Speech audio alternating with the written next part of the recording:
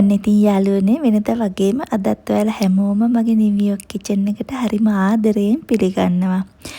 අද අපි ජෙලටින් පාවිච්චි කරලා හරිම ලේසියෙන් හදාගන්න පුළුවන් රසම රස අතුරුපසක් හදමු. ඉතින් මේ ජෙලටින් පුඩින් එක හදන්න හරිම ලේසි. ගොඩක් අමුද්‍රව්‍ය ඕන වෙන්නෙත් නෑ.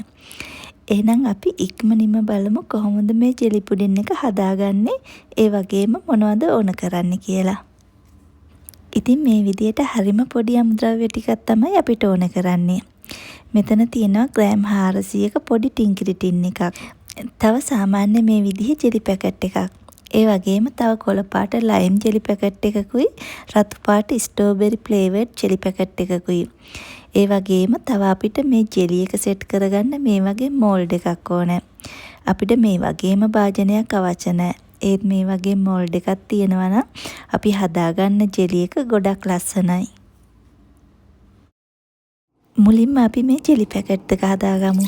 මේ ජෙලි පැකට් එක හදාගනිද්දී ඔයාලා පැකට් එකේ කියලා තියෙන වතුර ප්‍රමාණය දාගන්නේ නැතුව ඊට ටිකක් අඩුවෙන් වතුර දාලා හදාගන්න.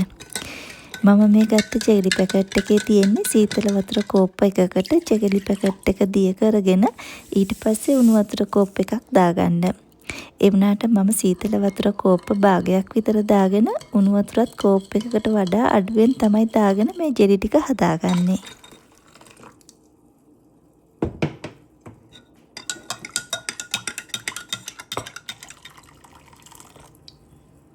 දැන් මම මේ ජෙලි ටික මේ විදිහට හදාගත්තට පස්සේ මම මේ ජෙලි එක හදාගන්න මොල්ඩ් එකේ තියෙන ඩිසයින් එක ලස්සනට එන විදිහට මේ විදිහේ පොඩි සිරින්ජ් එකකින් පරිස්සමට කොළ පාට ජෙලි එක දාගෙන ඒ ජෙලි එක මිදෙනකම් ෆ්‍රිජ් එකට දාලා තියාගන්නවා.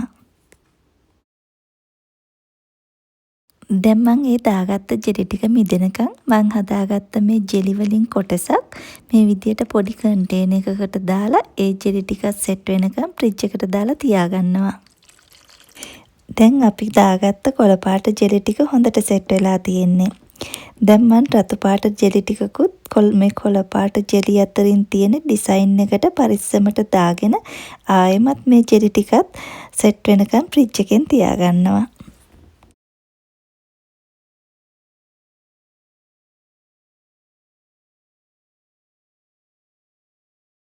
ඒ අතරේ අපි මේ ජෙලටින් පැකට් එකේ තියෙන ජෙලටින් වලින් මේ සැඳි 2මාරක් සීතල වතුර කෝප්ප භාගයකට දාගෙන ටිකක් කලවම් කරලා විනාඩි 5ක් විතර තියාගන්න ඕන ජෙලටින් ටිකක් පොගනකම්.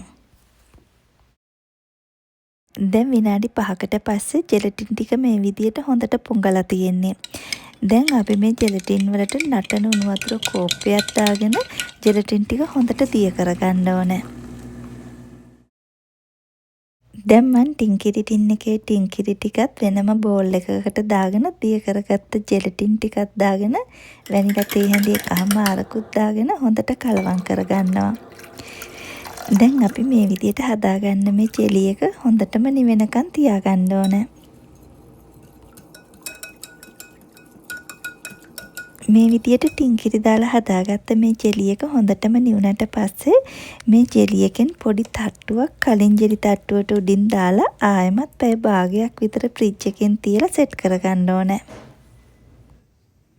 දැන් මේ වෙලාවේදී මම කලින් හදාගත්ත ජෙලි ටික හොඳට සෙට් වෙලා තියෙන්නේ.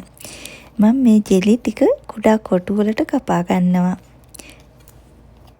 අපි මේ විදියට කපා ගන්න මේ කෑලි හරියටම හරි හතරස්ව තියෙන්න ඕනේ නෑ. මේවා කලව ගනිද්දි පොඩ්ඩක් කෑලි වලට කැඩුනා කියලා ප්‍රශ්නකුත් නැහැ. දැන් අපි ආයෙමත් මේ කපාගත්ත ජෙලි වලින් පොඩි තට්ටුවක් මේ විදියට දාගෙන ඊට උඩින් සුදු පාට ජෙලි තට්ටුවකුත් දාගෙන මේ ටිකත් ආයෙමත් සෙට් වෙනකන් තියාගන්න ඕනේ.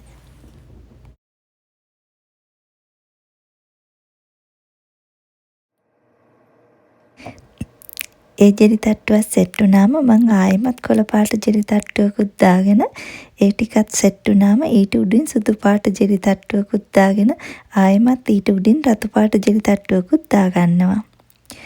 ඔයාලා දාන මේ කොළ පාටයි රතු පාටයි ජෙලි තට්ටු ගොඩක්ම තුනියට දාගන්න. එතකොට තමයි අපි හදාගන්න අපේ ජෙලි පුඩිම ගොඩක්ම ලස්සන. දැන් මං ආයෙමත් ඉතුරු ජෙලි කැලි ටිකක් දාගෙන මොල්ඩ් එකේ ඉතුරු වෙලා තියෙන ඉඩ ටිකත් පුරව ගන්නවා. දැන් අපි මේ පුඩින් එක අඩුම ගානේ පැය 4-5ක්වත් ෆ්‍රිජ් එකේ හොඳටම සෙට් වෙනකන් තියාගන්න ඕනේ. දැන් පැය 5කට පස්සේ තමයි මම මේ ජෙලි පුඩින් එක මොල්ඩ් එකෙන් ගලව ගන්න යන්නේ. මේ විදිහට අතින් පොඩ්ඩක් ජෙලි එක පුරුල් කරගත්තාම අපිට ලේසියි මේක අනිත් පැත්ත හරවලා ගලව ගන්න. ඉතින් මේ විදිහට අන්මෝල් කරගත්ත අපේ ජෙලි පුඩින් එක මේ විදිහට තමයි තියෙන්නේ. ඉතින් මම මේක ක්‍රිස්මස් එකට ගැලපෙන විදිහට කොලා පාටයි රතු පාටයි මික්ස් කරගෙන හැදුවට ඔයාලට පුළුවන් ඔයාලා කැමති පාටක් යොදාගෙන හදාගන්න. ඉතින් ඔයාලා හිතනවා නම් ඔයාලට මේ වීඩියෝ එක ප්‍රයෝජනවත් වීඩියෝ එකක් වුණා කියලා ඔයාලට පුළුවන් ලයික් කරන්න, කමෙන්ට් කරන්න, ෂෙයා කරන්න. ඒ වගේම මගේ මේ channel එක subscribe කරන්නත් අමතක කරන්න එපා. එහෙනම් ආයෙමත් මේ වගේ රසවත් වීඩියෝ එකකින් මුණ ගැහෙනකම් ඔයාලා හැමෝටම සුබම සුබ දවසක්.